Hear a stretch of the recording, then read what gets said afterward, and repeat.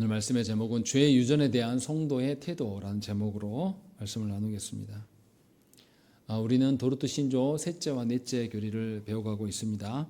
우리가 지난 시간에 1조에서 우리는 사람의 원래 상태가 지정의, 지식과 지적인 부분과 정서적인 부분과 의지적인 부분까지도 다 하나님으로 말미암아 창조되었기 때문에 하나님께서 명하신 일을 올바르게 작동하였음을 배웠습니다. 하지만 타락함으로 말미암아서 하나님과의 단절이 있기 때문에 우리 안에 있는 지성과 정서, 의지 모두가 타락하게 되었음을 배웠어요. 그래서 그 타락을 뭐라고 합니까? 전적인 부패라고 이야기를 합니다. 그래서 인간은 전적으로 타락했기 때문에 스스로의 능력으로는 돌이킬 수가 없습니다. 그래서 전적인 타락을 경험한 자들에게 필요한 것은 하나님의 온전한 은혜예요. 하나님의 은혜 없이는 우리는 다시 되돌릴 수가 없는 것이죠. 그것에 대해서 우리가 1조에서 나눴습니다. 오늘 우리 2조에서는 타락한 인간의 죄가 어떻게 되어져 가는가, 어떻게 확산되는지를 설명을 하고 있습니다. 그래서 제목이 뭐라고 되어 있습니까? 2조의 제목이 부패의 확산이다 이렇게 되어 있습니다. 사실은 부패의 확산은 우리가 잘 알고 있는 죄의 유전을 의미합니다. 아담 한 사람의 타락이 사실은 혼자만의 타락이 아니라 온 인류에게 죄가 확산되는 것이다 라는 것을 말씀하고 있어요. 한마디로 압축하면 타락한 조상으로부터 타락한 자손들이 나온다 라는 것을 설명하려고 2조에서 말씀하고 있는 것입니다. 그러면 우리가 이제 타락을 하나님의 형상과 관련해서 생각을 해보십시다. 처음에 하나님께서 아담을 창조하셨을 때 뭐로 창조하셨습니까? 하나님의 형상으로 창조하셨어요. 그래서 아담이 하나님의 어떠하심을 반영하는 자, 하나님의 어떠하심을 드러내는 자로 창조받았죠. 그런데 만약에 아담이 타락하지 않았다면, 그리고 타락하지 않은 상태에서 아담이 아이를 낳았다면 그 아이도 하나님의 형상을 그대로 이어받았을 것입니다. 그런데 아담이 타락했어요. 그래서 원래 형상을 잃어버렸습니다. 그래서 하나님의 형상을 이제 낳을 수가 없어요. 왜곡된 형상을 낳을 수밖에 없다는 것입니다. 그 이야기가 창세기 5장에 있습니다. 우리 창세기 5장 말씀 한번 찾아보시죠.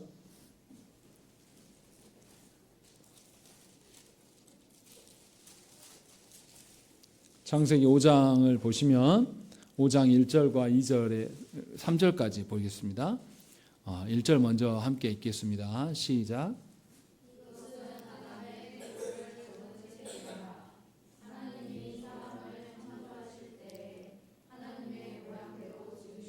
네, 분명히 하나님의 모양대로 하나님의 형상대로 지었다라고 밝힙니다. 2절 읽겠습니다.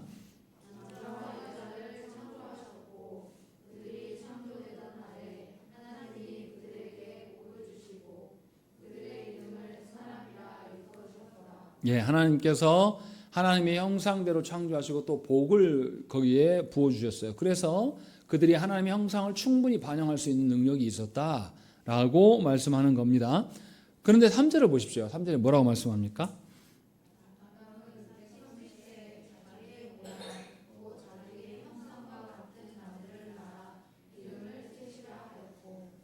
예, 여기서 이제 차이가 생기는 거예요.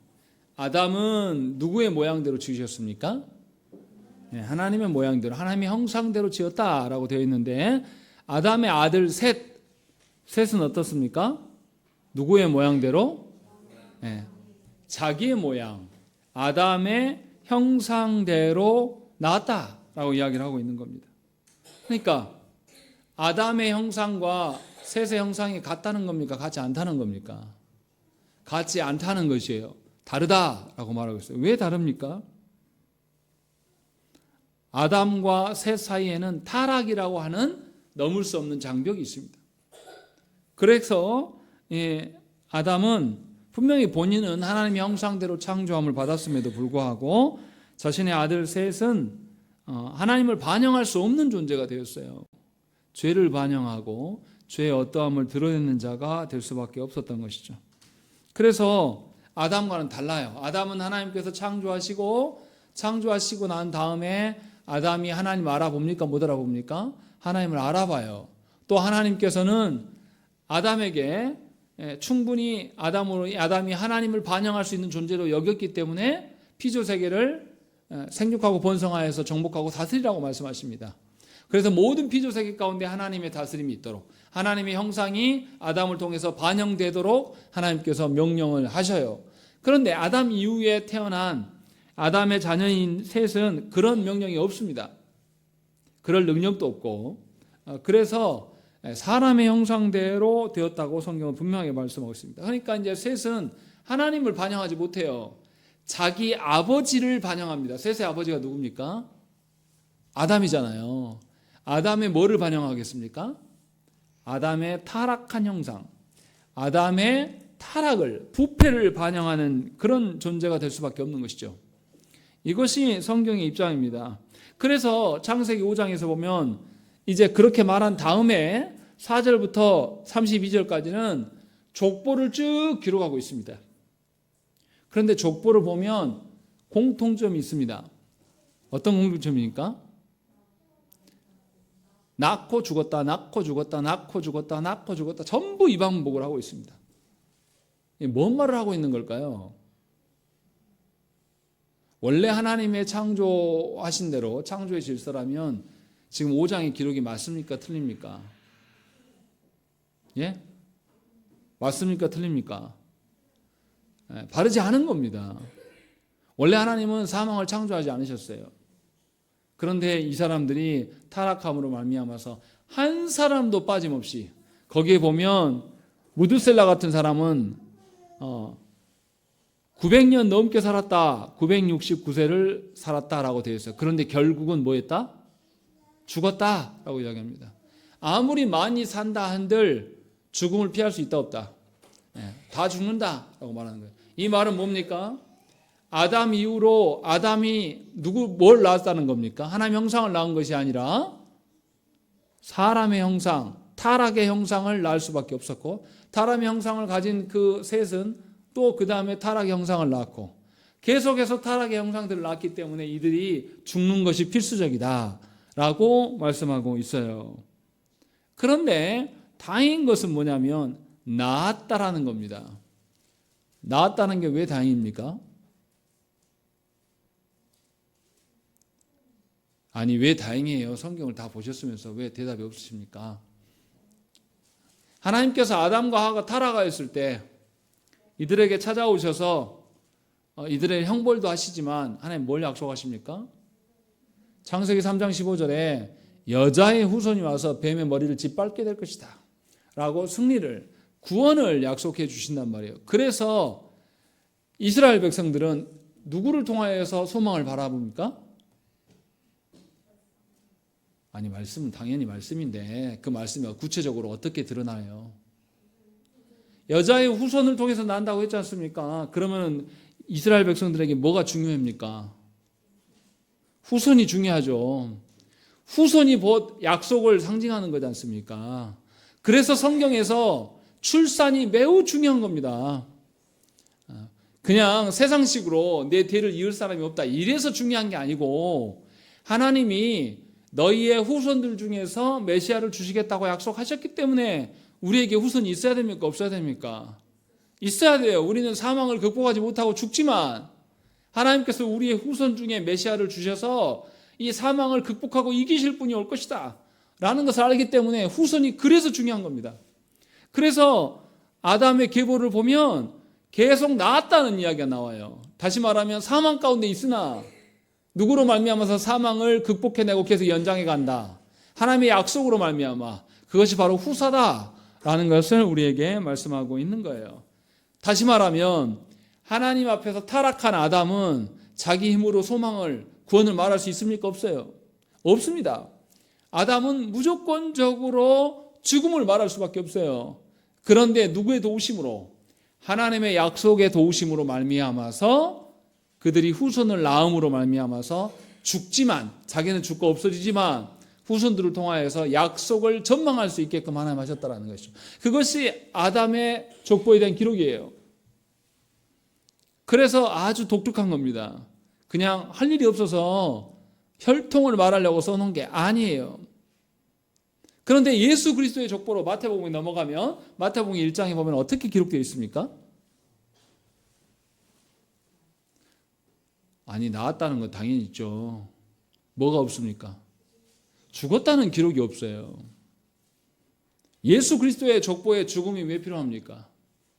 주님이 다 극복하실 일이기 때문에. 그래서 마태복음의 족보에는, 아브라함부터 시작되는 그 족보에는 죽었다라는 기록이 없어요. 의도적으로 안 씁니다. 왜냐하면 그 후손 중에 죽음을 극복하신 예수님이 오시기 때문에요. 성경이 증언하는 것이 무엇입니까? 분명하게 성경이 증언하고 있는 창세기 5장의 말씀은 타락한 자의 족보는 굉장히 죄를 반영하고 우리가 쳐다보면 계속해서 뭐가 있어요? 죽음이 있어요. 죽음은 죄의 결과입니다. 5장에 아담의 계보를 보면 계속 죄의 결과로 범벅이 되었음을 알 수 있어요. 죄에 대한 관념을 조금만 갖고 있는 사람이 5장의 이 족보를 보면, 야, 이거 죄의 결과로 인해서 피범벅진 족보구나라는 것을 알 수가 있는 겁니다. 그래서 타락한 자는, 타락한 조상은 반드시 타락한 형상을 낳을 수밖에 없습니다. 이것을 우리에게 철저하게 말씀해 주고 있는 겁니다. 모든 인류는 죄인으로 태어나고 죄인으로 살다가 죄인으로 죽습니다. 그래서 그들의 결망은 뭐냐면 사망이에요. 우리는 세상은 이렇게 말해요. 호랑이는 죽어서 뭘 남기고 가죽을 남기고, 사람은 죽어서 이름을 남긴다. 다 헛소리입니다. 죽으면 끝이에요. 하나님의 앞에서 타락의 결과로 인하여서 다 사망으로 끌려간다. 어느 누구도 극복한 사람이 없다라는 것을 우리에게 말씀하고 있어요. 그래서 우리는 이 말씀을 통해서 깨달아야 돼요. 우리 모두는 타락한 우리 아버지의 죄악상을 반영합니다. 또 그리고 나의 후손들, 우리의 후손들도 뭘 반영하겠습니까? 나의 타락상을 반영하는 것이에요. 이것이 해산의 원리고 비극입니다. 그래서 자녀들은 반드시 부모를 닮게 되어 있습니다. 부모의 어떤 점을요? 선하고 좋고 아름답고 귀한 것이 아니에요. 부모의 악하고 더러운 부모의 실상을 아이들이 낱낱이 고발하는 식으로 반영합니다. 그래서 자녀들에게 좀 없었으면 좋겠는 나의 그 더러움이 그대로 반영이 된다는 것이에요. 그래서 레위기 12장에서 그런 말씀이 나와요. 출산한 여인이 하나님께서 정결하다고 합니까? 부정하다고 합니까? 부정하다고 이야기하는 거예요. 우리 생각으로, 세상의 논리로 봤을 때는 좀 이상하잖아요. 출산이면 생명이 낳는 것 얼마나 귀한 건데 왜 그런 여인에게 부정하다고 말할까라는 것이죠. 여인은 뭘 낳았어요? 죄인을 낳았어요. 하나님이 만드신 피조 세계 가운데 죄를 추가하고 있는 겁니다. 그래서 여인의 출산을 보고 부정하다라고 말하고 있는 거예요. 왜냐하면 죄인은 뭐밖에 못 나니까. 죄인밖에 낳지 못해요. 그래서 죄인이 죄인으로 살아가는 것을 끊어내기 위하여서 우리 자녀에게 반드시, 죄인인 우리 자녀에게 뭐를 줘야 됩니까? 말씀을 줘야 돼요. 자녀를 낳기만 하고 말씀을 주지 않는 부모는 악한 부모입니다. 자녀에게 그래 너 평생의 사망으로 죄로 뒤범벅지면서 살아라 하고 놔둬버리는 부모예요. 레위기의 말씀처럼, 레위기 12장의 말씀처럼 산모가 출산한 것이 결코 선하고 좋은 게 아닙니다. 그러니까 여러분들 생각을 버리셔야 돼요. 우리 아이들 보면서 여러분들 예뻐 죽겠죠. 저도 키워봐서 합니다. 사랑스럽죠. 근데 그 아이가 하나님의 말씀이 없으면 그 아이는 평생의 사망 범벅이로 살아갑니다. 죄의 범벅으로. 그래서 죄의 어떠한 만을 계속 쏟아내는 그런 공장이 되어간다는 것이죠. 그래서 부모인 우리가 자녀들에게 하나님의 말씀을 가르쳐야 됩니다. 성경은 계속해서 뭘 이야기합니까? 죄가 유전되고 있다라는 것을 우리에게 말씀하고 있어요. 결코 죄가 우리 띠에서 끝나지 않는다. 다윗은 시편에서 아예 대놓고 이렇게 말했습니다. 시편 51편 5절 말씀에 내가 죄악 중에서 출생하였으며 어머니가 죄 중에서 나를 잉태하였나이다 이렇게 이야기해요. 이 다윗의 말을 오해해서 들은 사람들은 뭐라고 생각하냐면 봐라 다윗이 잉태하려고 다윗의 어머니가 남자와 성관계를 해서 그 성관계가 나쁜 거야 이렇게 설명하려고 하는 사람이 있습니다. 그런데 그 말을 하는 게 아니에요. 다윗은 자기가 잉태되기 위하여서 성관계가 악했기 때문이라고 말하는 게 아니라 이미 어머니가 죄인이기 때문에 아버지가 죄인이기 때문에 그 죄로 말미암아 자기도 죄로 잉태되었다라고 지금 고백하고 있는 것이에요. 그러니 오해하시면 안 돼요.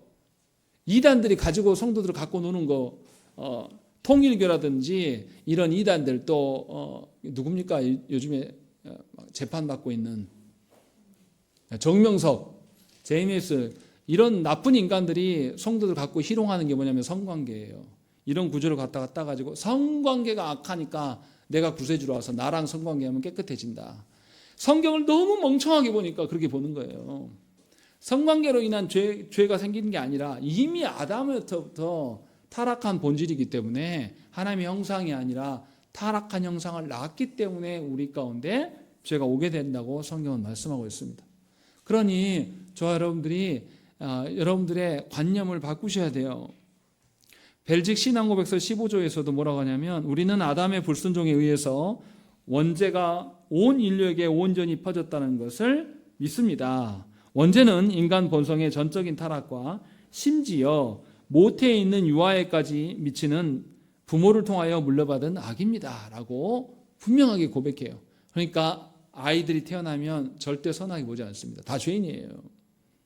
그래서 죄인들에게 반드시 죄를 해결할 방편이 필요한 것이고 그것이 말씀이다라고 성경은 이야기를 합니다. 여러분 생각해 보십시오. 여러분들 아이들이 태어났는데 자기 혼자 숨을 고르지 못해요. 자기 혼자 생존이 어려워져요. 그러면 그 아이 어떻게 합니까? 출생하였으나 어떻게 해요? 엄마가 계속 데리고 있습니까? 아니요. 인큐베이터에 집어넣어요. 엄마랑 같이 못 지내고 엄마의 젖을 못 먹어도 괜찮아요. 그거 짠한 거 아니에요.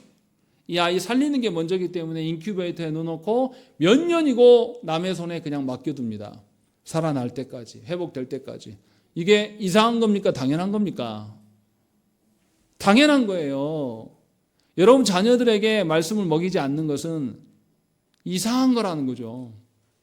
여러분들이 구원받지 못한 신자이든지 아니면 여러분들이 자녀를 포기한 건지 뭐 이런 거라는 거예요. 분명하게 우리가 출산한 자녀들이 태어났을 때부터 하나님 앞에 온전히 설 수 없는, 하나님 앞에 온전하게 하나님의 선하고 아름다운 것을 호흡할 수 있는 존재가 아니에요. 그렇기 때문에 여러분들은 무슨 일이 있어도 말씀이라는 인큐베이터로 여러분들 자녀들의 호흡을 계속 유지할 수 있도록 도우셔야 한다는 것이죠. 그것이 성경을 대하는 합당한 성도의 태도예요. 그것을 말씀하고 있습니다. 이처럼 2조에서는 분명하게 우리에게 밝혀요. 부패한 조상으로부터 뭐가 나온다? 부패한 후손만이 나온다. 그래서 죄가 유전되고 있다라는 것을 성경은 우리에게 말씀하고 있습니다. 근데 안타깝게도 우리 시대 사상은 어떻습니까? 인간이 선하다고 생각합니까? 악하다고 생각합니까? 우리 시대의 시대 사조는 인간이 선하다라고 생각을 해요. 그래서 자녀들이 원래부터 선하기 때문에 그 안에 본성적인 그 선함을 끌어내는 것이 교육이라고 생각하는 거예요. 그래서 교육할 때 학교나 우리 시대에서 말할 때 자녀들에게 회초리 들면 된다고 합니까? 안 된다고 합니까? 하지 말라고 이야기를 해요. 성경과 반대되는 이야기를 해요. 왜냐하면 하나님이 말씀하시는 원죄를 부정합니다. 우리 시대의 교육자들은. 그래서 어떻습니까? 서구의 교육 현장에서 공개적으로 성경을 가르칩니까? 못 가르칩니까? 못 가르쳐요. 못 가르치게 법으로 정비해 나가고 있습니다. 이것을 우리도 따라해요. 그래서 미션 스쿨임에도 불구하고 성경을 가르칩니까? 못 가르칩니까? 못 가르치게 되어 있는 거죠. 왜냐하면 하나님 말씀하시는 원죄를 부정하고 싶은 거예요, 사람들이. 그걸 다 거절합니다. 그런데 이러한 움직임이 우리 시대만 있었냐? 아니에요. 역사 가운데 이미 교회 역사 가운데 있었어요. 그래서 도르트 신조가 그래서 오늘 보면 누구를 언급합니까? 2조를 봐보세요. 밑에서 세 번째 줄부터 읽겠습니다. 네 번째 줄 끝부분 그러한 일은 거기서부터 읽겠습니다. 시작.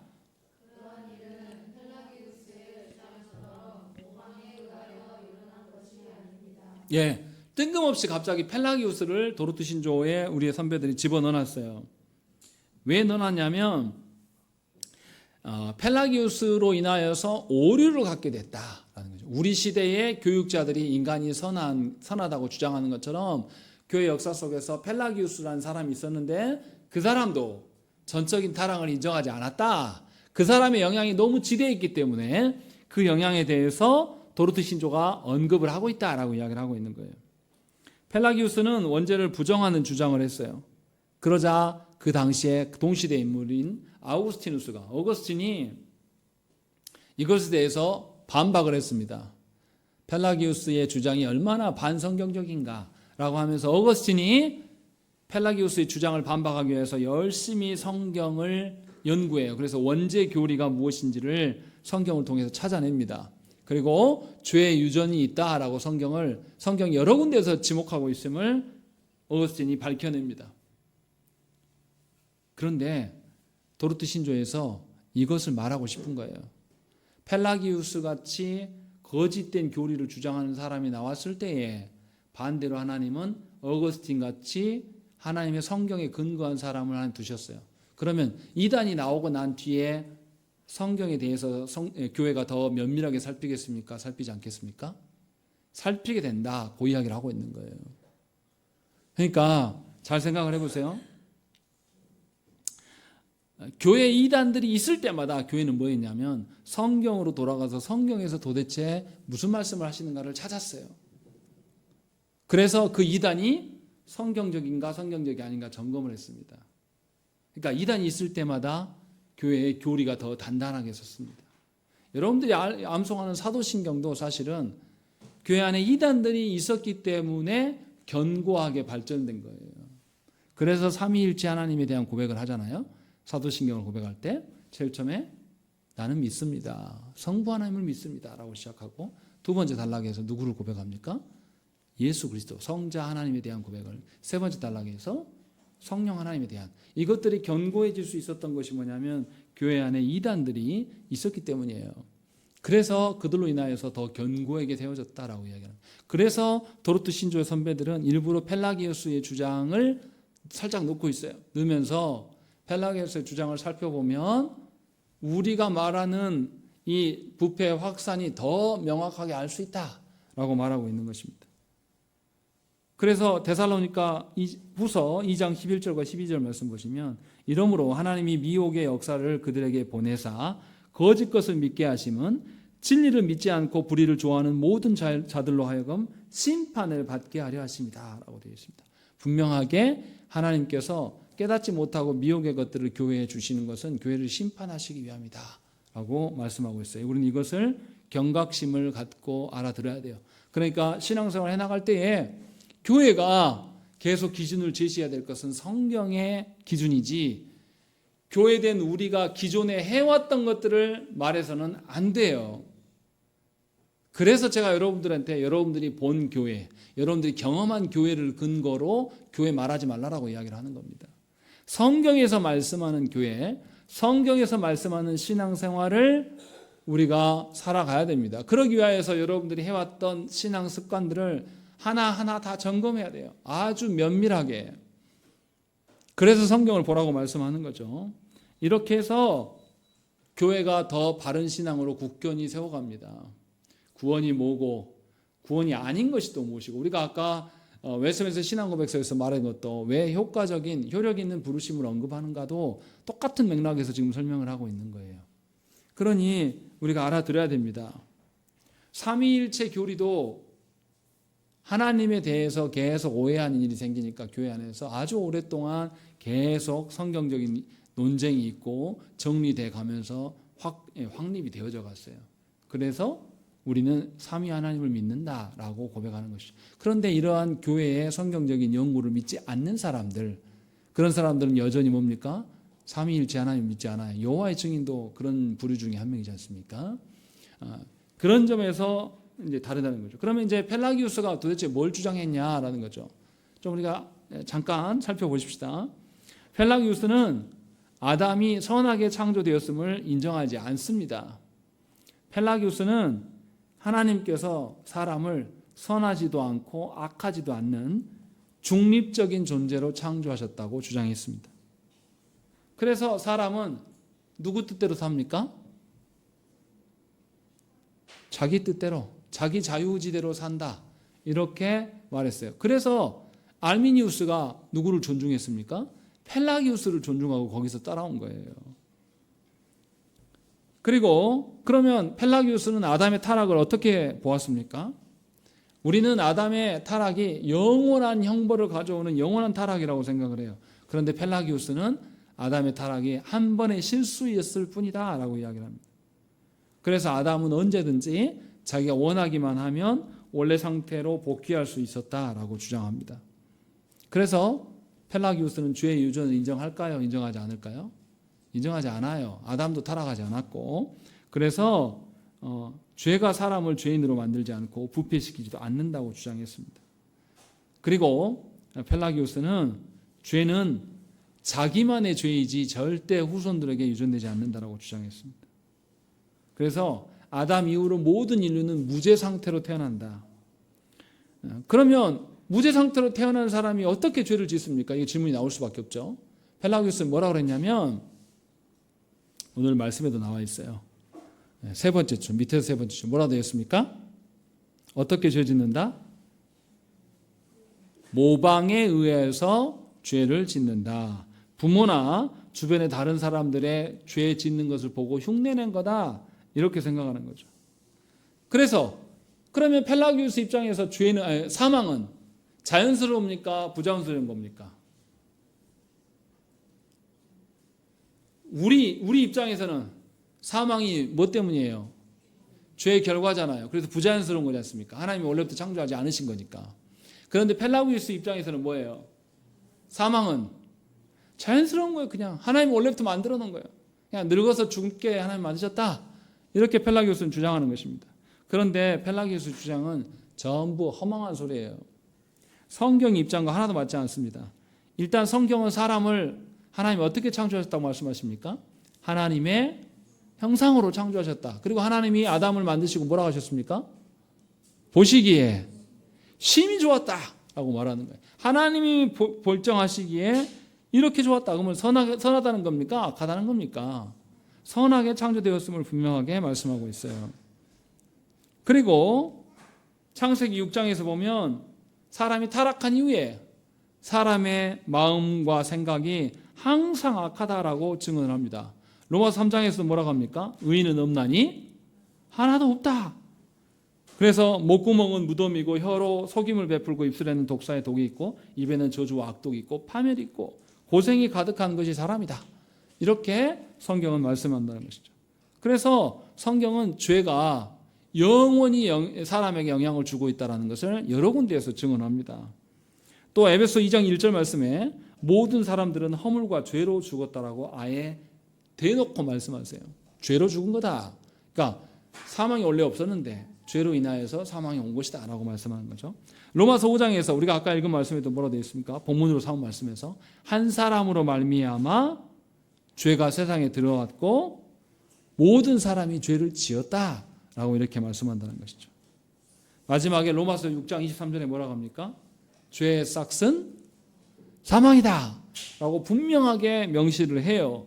그런데도 펠라기우스는 이렇게 많은 구절이 있는데도 불구하고 펠라기우스는 이것을 인정하지 않았습니다. 펠라기우스가 이렇게 성경을 부인하게 된 이유는 뭘까요? 죄를 가볍게 본 거예요. 죄 아무것도 아니야. 그냥 실수한 거야. 이렇게 본 거죠. 마찬가지입니다. 죄에 대해서 심각하게 생각하는 엄마면 아이에게 죄에 대해서 가르치고 죄에 대해서 경각심을 갖는 반응들을 보여줄 겁니다. 그런데 하나님 앞에서 죄의 크기를 크게 보지 않는 엄마는 아무 관심이 없어요. 아이가 하나님께 감사할 줄 모르고 아이가 하나님께 예배할 줄 모르고 아이가 기도할 줄 몰라도 무감각해요. 그냥 예쁘기만 한 거죠. 왜냐하면 죄가 아무것도 아니에요. 그 사람에게는. 우리 아이가 밥 잘 먹고 똥 잘 싸고 잠 잘 자면 그냥 그걸로 만족하는 엄마예요. 그런데 그런 아이에게 바른 것을 가르칠 수 있겠냐 이 말이죠. 그러니까 부모된 우리가 잘 생각해야 됩니다.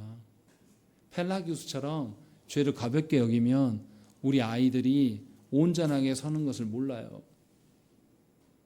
품 안에 자식 만드는 거예요.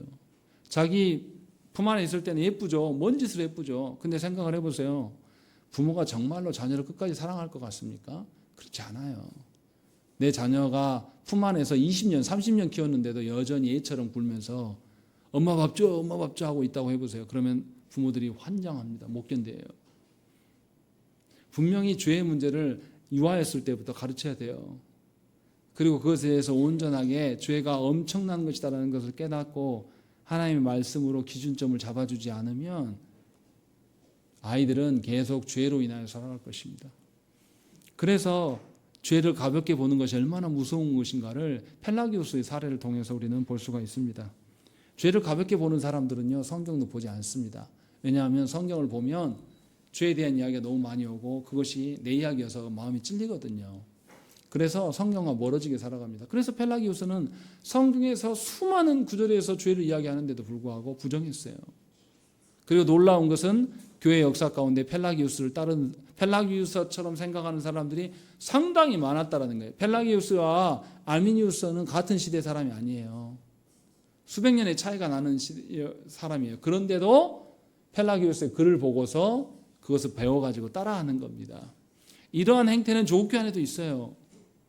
그래서 부모들이 자녀들에게 죄를 가르치지 않습니다. 그러나 그것은 분명하게 성경에서 벗어나는 길이고 하나님과 무관한 일임을 저와 여러분들은 분명하게 알아야 돼요. 어거스틴이 반대로 온전하게 성경에 근거한 것들을 글에 남기고 이것이 우리가 아는 칼빈과 루터로 전수되고 드디어 장로교의 전통의 가르침에 들어와서 지금까지 우리에게 주어지고 있습니다. 그래서 우리가 이 신학자들을 존중하는 거예요. 말씀을 충분하게 연구하고 말씀의 원리가 무엇인지를 알려고 힘썼던 것들, 그것이 우리에게 오는 것이 얼마나 복입니까? 그래서 우리는 인간을 전적 타락의 존재로 보는 것이고, 그래서 전적 타락의 존재에게 가장 중요한 치유책은 예수 그리스도시다, 말씀 되신다 라는 것을 말할 수가 있는 것입니다. 그럼 이제 마지막으로 죄에 대한 우리의 태도가 어떠해야 되는지 점검을 해야 됩니다. 죄가 유전됐다라고 말하면 뭐가 문제가 됩니까?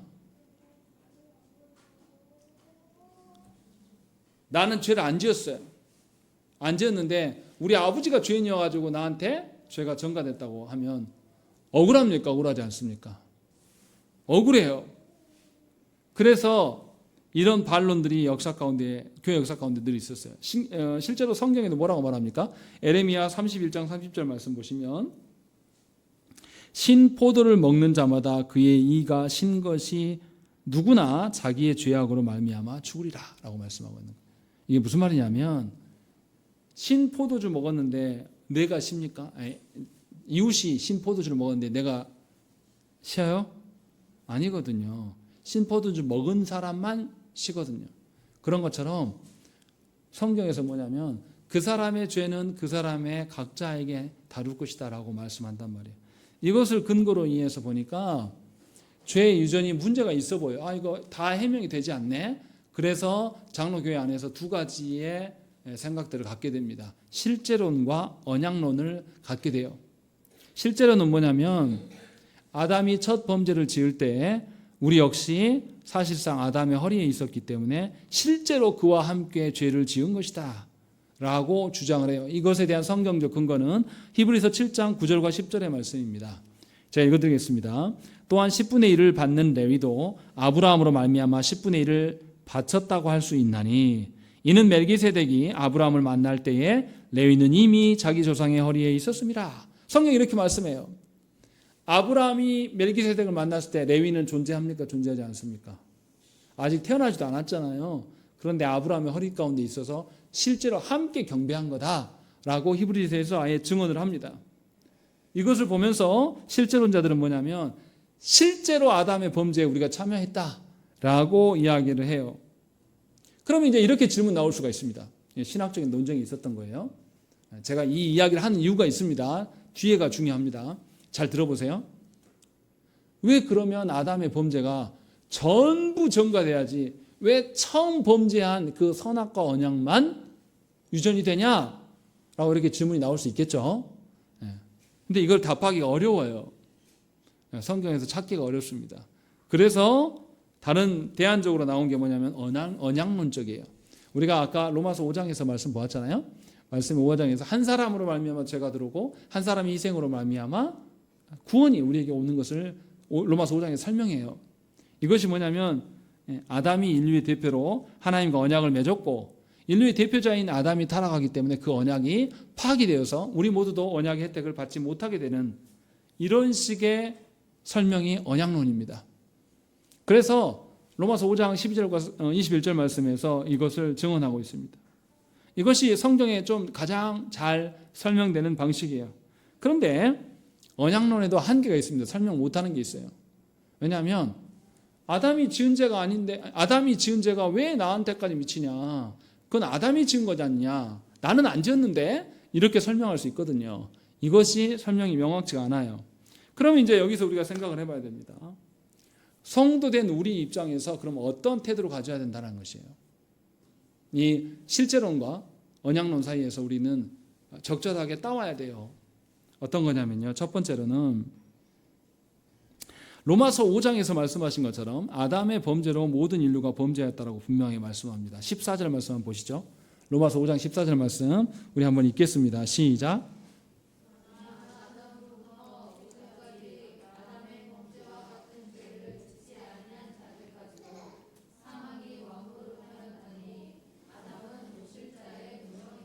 예, 분명하게 뭐라고 말씀하냐면 아담은 오실자의 모형으로서 대표로서 아담이 범죄한 것에 대해서 모든 사람들이 범죄하지 않은 자들까지도 사망의 종노릇했다. 사망이 그들에게 왕노릇했다라고 성경은 증언하고 있다는 것입니다. 그래서 아담이 인류의 대표자라고 언약론적으로 말하는 것이 사실이라는 것을 성경이 증언합니다. 그런데 우리가 여기서 또 간과하지 말아야 될 것은 이제 사람들이 그러면 어떻게 생각하기 시작하냐면 아담이 대표고 예수 그리스도가 대표요? 그럼 두 분이 알아서 하시겠지. 난 상관없어. 이렇게 생각할 가능성이 굉장히 큽니다. 그런데 여기서 잘 생각해야 돼요. 아담이 범죄한 것이 나와 관계가 있습니까? 없습니까? 있어요. 아담이 범죄하는 것이 실제로 내가 범죄한 것입니다. 이러한 생각을 가져야 된다는 것이죠. 그래서 우리는 언약론과 실제론을 절충해야 돼요. 아담이 대표이긴 하지만 아담의 타락이 곧 누구의 타락이에요? 나의 타락. 아담이 타락이 곧 누구의 타락? 내 자녀의 타락. 이것을 기억해야 한단 말이죠. 그 관점으로 보지 않고 그냥 내 자녀를 보면 예쁘기만 해요. 그러면 하나님의 성경적인 입장으로 자녀를 보지 못합니다. 그래서 자녀가 우상이 되어버립니다. 안 그런다고 여러분들 아무리 말해도요. 여러분들의 하나하나를 살피면 자녀를 우상처럼 대하는 게 많이 나타나요.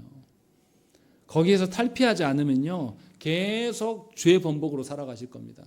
자녀로 인하여서 죄 짓는 것이 하나님 앞에 용서받을 수 없는 겁니다. 여러분들은 부모로서의 직무유기 하는 거예요. 분명하게 성경은 우리에게 말씀합니다. 12절 말씀 노래 한번 읽겠습니다. 시작.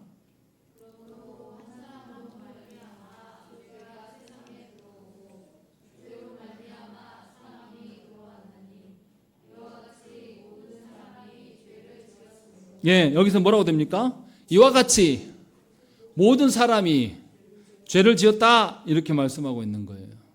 그러니 아담의 죄는 곧 나의 죄예요. 언약 공동체의 죄는 곧 나의 죄란 말이에요. 교회의 타락은 곧 누구의 타락입니까? 나의 타락이에요. 우리 교회의 수준은 곧 나의 신앙의 수준이라는 것을 기억하시라는 거예요. 그렇지 않고 그냥 강 건너 불구경하듯이 아니 저건 너네 집 일인데 나랑 상관없어. 이렇게 하는 것은 성도가 아닙니다. 교회 안에 뭔가 가정 안에 문제가 생기면 목회자한테 왜 알립니까? 목회자가 해결할 수 있으니까? 아니라니까요. 공동체로 하나로 묶어지는 유기체이기 때문에 알리는 거예요. 그래서 온 교회가 함께 그것을 힘쓸 수 있도록. 그런데 현대 그리스도인들, 특별히 요즘 그리스도인 더해요. 자기 가정의 칠부가 될까 봐 쉬쉬하고 말하지 않습니다. 혼자 처리하려고 합니다. 죄의 문제를 혼자 처리할 수 있으면 그렇게 하세요. 그렇게 되지 않습니다. 하나님께서 우리를 왜 교회 가운데 두셨습니까? 왜 종교개혁자들은 교회를 성도의 어머니라고 말했습니까? 교회 안에서 우리는 죄의 문제를 함께 나누며 그리스도의 몸으로 함께 서로를 살피라고 교회에 두신 거예요. 그 의미를 제대로 아는 사람이고, 죄의 문제가, 공동체 전체의 죄의 문제가 곧 누구의 죄라고, 자기의 죄라고 인정하는 사람만이 진짜 성도고, 그들이 죄의 문제에 대해서 계속 힘쓰며 살아가는 겁니다. 2조에서는 지금 우리에게 말씀하고 있는 거예요, 그것을. 그러니 저와 여러분들이 죄의 유전에 대해서 좀 더 깊이 생각하고, 죄의 유전으로 인하여서 언약 공동체 전체의 문제가 될 수 있음을 기억하셔야 돼요. 그러니까 반대로도 생각을 해야 됩니다. 여러분 자신의 타락이 공동체 전체의 타락이 될 수 있다 없다? 있다라는 거예요. 여러분들의 타락상의 하나님 나라의 어긋남으로 드러날 수 있다는 것입니다. 늘 말씀드리지만 성도는 여러분 개인으로 살아가는 것이 아니라 누구를 드러냅니까? 하나님을 반영하고 하나님의 어떠하심을, 하나님 나라의 질서를 반영하는 그리스도의 편지예요. 그러니 여러분 자신이 죄와 어떤 연계가 있고 여러분들의 그 죄성이 또 어떠한 영향을 주는지를 잘 바르게 알아서 온전히 그리스도를 소망하면서 하나님께서 여러분들이 인도하시기를 구하여서 여러분들이 개척하는 인생이 아니라 하나님이 인도하시는 인생 되시기를 간절히 축원합니다. 함께 기도하겠습니다.